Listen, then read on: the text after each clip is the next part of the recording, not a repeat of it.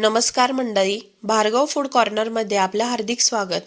आज आपण बनवणार आहोत पुरणपोळी आणि आमटी।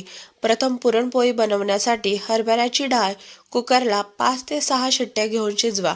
कुकर होईपर्यंत आपण पुरणपोळीसाठी कणिक भिजवून घ्या व लगेचच आमटीचा मसाला तयार करून घ्या। मसाल्यासाठी एका कढईमध्ये थोडं तेल टाका।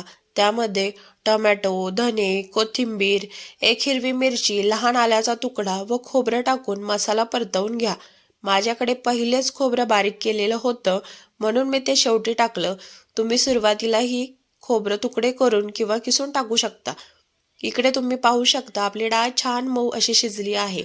आता ही डाळ एका चाळणीमध्ये काढून त्याचं पाणी निथळण्यासाठी ठेवा। हे पाणी आपल्याला आमटीसाठी वापरायचे आहे।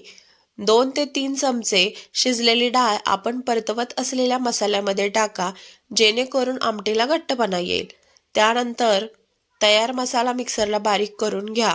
ज्या पातेल्यात आमटी करायची आहे त्यामध्ये थोडंसं तेल टाकून बारीक केलेला मसाला 5 मिनिटे परतवून नंतर आधी दाखवलेले सर्व बेसिक मसाले ॲड करा व मसाल्याला तेल सुटेपर्यंत परतवून घ्या। नंतर आपण डाळीचं काढलेलं पाणी ॲड करा आणि गरज पडल्यास साधं पाणी टाका।